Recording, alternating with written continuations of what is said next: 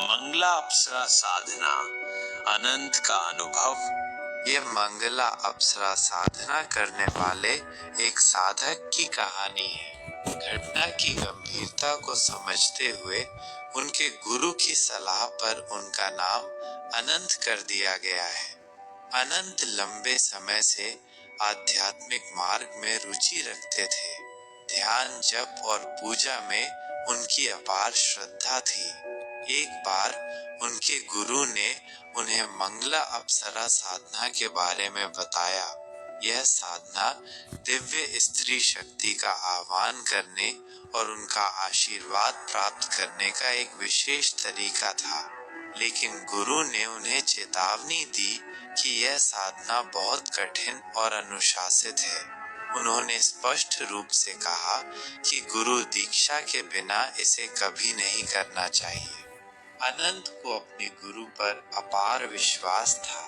उनकी अनुमति और दीक्षा प्राप्त करने के बाद उन्होंने इस 21 दिनों की साधना शुरू करने का फैसला किया। साधना के नियमों के अनुसार उन्हें प्रतिदिन रात में लाल धोती पहननी पड़ती थी। कहा जाता है कि लाल रंग मंगला अप्सरा का पसंदीदा रंग है। मंत्र जप केवल रात के समय ही करना होता था। पहले 5 दिन बिना किसी विशेष अनुभव के बीत गए। अनंत नियमित रूप से अपना जप करते रहे, लेकिन छठे दिन से अजीब चीजें होने लगी। रात के अंधेरे में उन्हें पैरों के आभूषणों, पायल की आवाज सुनाई देने लगी। जैसे जैसे वो आवाज पास आती गई, उन्हें डर लगने लगा और एक पल के लिए उनकी सांस रुक गई। उनके शरीर पर एक साथ सैकड़ों रोंगटे खड़े हो गए। यह भयानक अनुभव 12वें दिन तक जारी रहा। फिर स्थिति थोड़ी बदल गई।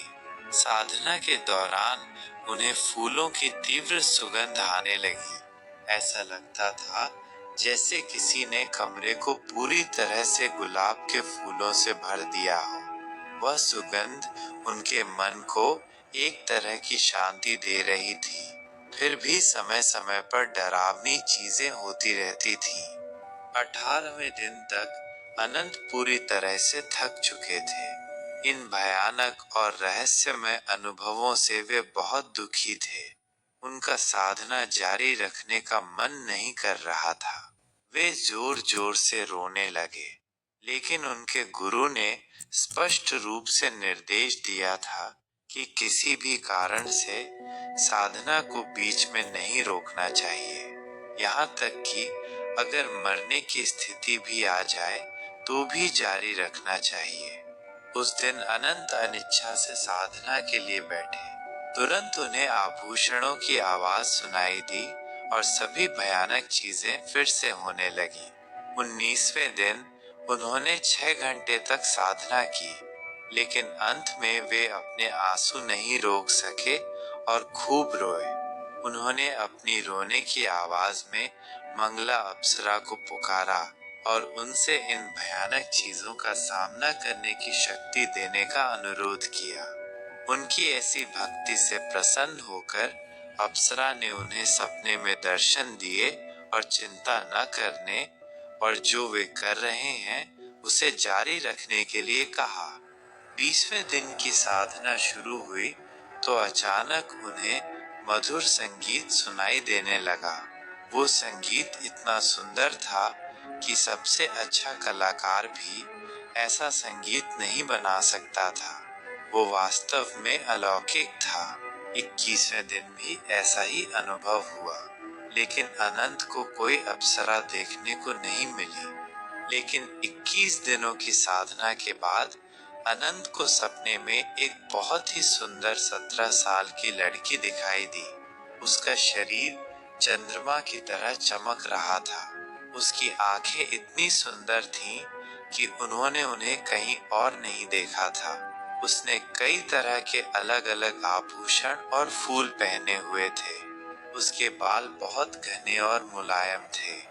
सपने में उसने अनंत को बताया कि केवल 21 दिनों में वो वास्तविक जीवन में नहीं आ सकती, क्योंकि उनमें इतनी शक्ति नहीं थी।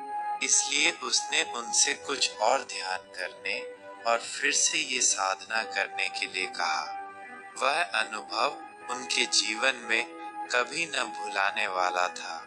धन्यवाद। हम अगली बार फिर मिलेंगे। अनंत ने अपनी कहानी समाप्त की। यह कहानी दिखाती है कि साधना का मार्ग आसान नहीं है।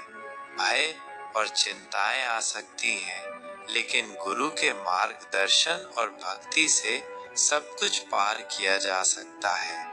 अप्सरा का दर्शन तुरंत न मिले, लेकिन साधक के ईमानदार प्रयास का फल अवश्य मिलता है। ये कहानी इसका प्रमाण है।